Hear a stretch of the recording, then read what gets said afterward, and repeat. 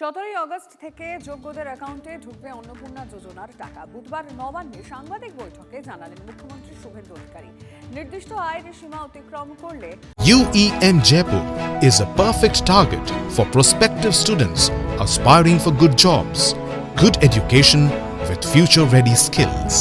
অন্নপূর্ণা যোজনার সুবিধা মিলবে না। মাসিক 10,000 টাকা আয় করেন কোনো মহিলা এই প্রকল্পের টাকা পাবেন না।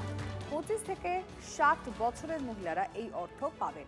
বার্ষিক পারিবারিক আয় 12 লক্ষ টাকা হলেও অন্নপূর্ণা যোজনার সুবিধা থেকে বাদ। জমির মালিকানার ক্ষেত্রেও নির্দিষ্ট শর্ত। 7টি পুর নিগম এলাকার কোনো বাসিন্দার 50 ডেসিমেলের বেশি জমি থাকলে এই প্রকল্পের সুবিধা পাবেন না। তবে গ্রামীণ এলাকার ক্ষেত্রে জমির পরিমাণ সংক্রান্ত নিয়মে ছাড় দেওয়া হয়েছে বলে জানিয়েছেন মুখ্যমন্ত্রী। 17 তারিখ থেকে এত বিরাট এলাকা, বিরাট টাকা 2-3 দিন লাগবে অ্যাকাউন্টে ট্রান্সফার তারা করতে থাকবে। তো এটা প্রতি মাসে হবে না, প্রতি মাসেই যারা ভেরিফাইড হলেন তারা মাসের দ্বিতীয় সপ্তাহে, আমি দেখছিলাম কিছুজন 1 তারিখ থেকেই বলতে শুরু করেছেন কখন ঢুকবে কখন ঢুকবে। এরা মূলত আমাদের ভোট দেয়নি, আমাদের পরাজয় দেখতে চেয়েছিলেন, খুব কষ্ট হচ্ছে ওদের। কিন্তু আমরা সরকারি টাকা নয়ছয় করতে দেব না, আর যোগ্য প্রাপকদের চিহ্নিত করেই দেব।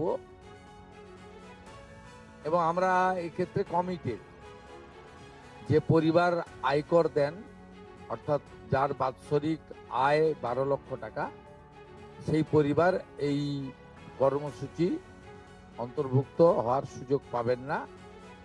যে মহিলা নিজে 10,000 টাকার বেশি নিজে উপার্জন করেন মাসে,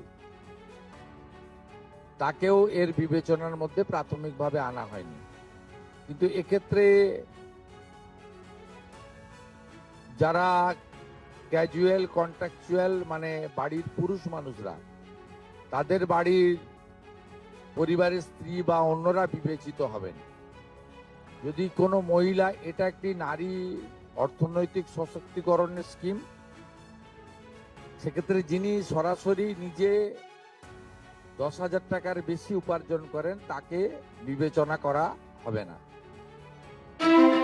TV9 বাংলা সুস্বাস্থ্য 2026। যাদের হাতে আমাদের প্রাণ, তাদের জানাই সম্মান। যে চিকিৎসকরা আমাদের জীবনটাকে ঘিরে রেখেছেন তাদের সম্মান জানাবো আমরা। TV9 Bangla health conclave. পুরস্কার যেগুলো দিচ্ছেন তার জন্য চিকিৎসকরা উদ্বুদ্ধ হয়। স্বাস্থ্য পরিষেবায় সেরার সম্মান। দেখুন TV9 বাংলা সুস্বাস্থ্য, শনিবার বিকেল 5টা বেজে 25 মিনিটে TV9 বাংলায়। TV9 বাংলা, না দেখলেই নয়।